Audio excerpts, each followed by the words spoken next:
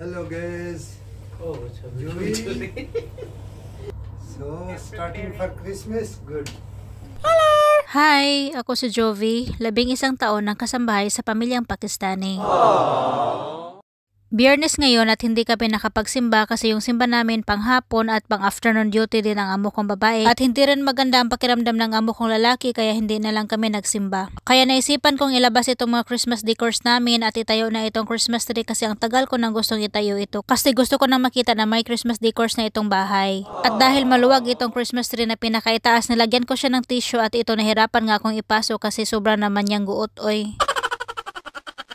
At ayan, nagsimula na akong ipasok itong pangalawang mga sanga. Charot, mga sanga-sanga talaga yan. Ang maganda nitong Christmas tree namin guys, sobrang ganda niya, ang kulay niya. Kasi preskong presko, hindi na kami nakakakita ng ganitong kulay ngayon na Christmas tree at ganitong klase na Christmas tree guys. Kaya kahit luma na itong Christmas tree namin, hindi talaga namin tinapon kasi hindi na kami nakakakita ng ganitong klaseng Christmas tree. Kung titigan nyo ng mabuti guys, hindi talaga kayo nakakakita ng ganitong Christmas tree ngayon. Kasi sobrang ganda talaga niya guys. Parang preskong kahoy siya ba. Tingnan nyo yung pinakadulo sa mga dahon-dahon nito, diba? Sobrang presko niya, yellow green ang color. Taon-taon magtanong yung amo kong babae kung gusto ko ba daw palitan itong Christmas tree kasi simula dumating ako dito, 11 years na ako, ay 12 years na ako nagpapasko dito guys. Ito na yung Christmas tree na palagi kong dinidisplay taon-taon. Pero sabi ko sa amo kong babae, hindi na kami bibili pa ng bago kasi sobrang ganda talaga nito at saka hindi halatang luma kasi taon-taon kapag tinanggal ko yan, ipasok ko talaga yan sa plastic para hindi siya maabog-abogan ba, o diba? Kung makikita nyo, parang bago pa rin. Ngayong taon, nung tinanggal ko itong Christmas tree, hindi ko tinanggal itong mga Christmas balls.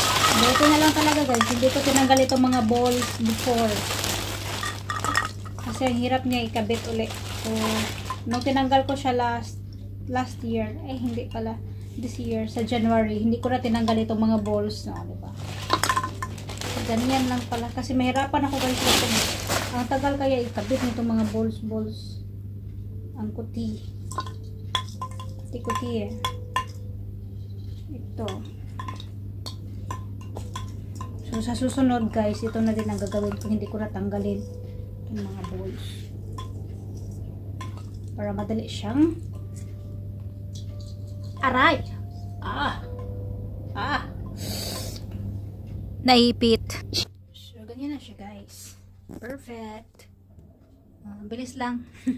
Kasi hindi ko na to tinanggal nung tinanggal ko itong Christmas tree, tinago ko. Hindi ko na tinanggal itong mga bola-bola. So ngayon, ang bilis lang niya. So, kunting decoration lang yan, guys. Tapos na yan. At ayan, nagpa-music pala ako dyan.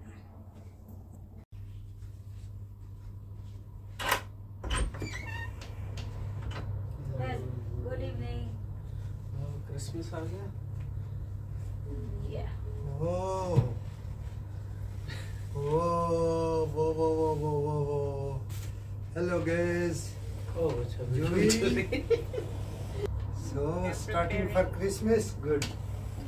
Nahiya ako sobrang kalat nang dumating ang amo kong lalaki at pamangkin niya at naghapunan sila at nagchay at nagpatuloy ako nung umuwi na ang pamangkin ng amo kong lalaki. Galing silang dalawa sa airport kasi may inasikaso sila doon. Ang akala ko ay mamaya pa sila uuwi. At ngayon kahit late na ay dinagdagan ko pa itong mga Christmas decors kasi bukas meron kaming bisita ba. Kahit hindi ko ito matapos ngayon, at least meron kaming decoration para bukas. Maganda naman tingnan. Hindi pa man dumating ang amo kong babae galing sa trabaho kaya minabuti kong tapusin ito ba para sa susunod ay mga lights at ibang decoration na lang ang idagdag ko dito. Ang importante ay meron kaming konting decoration para bukas ba meron kaming bisita.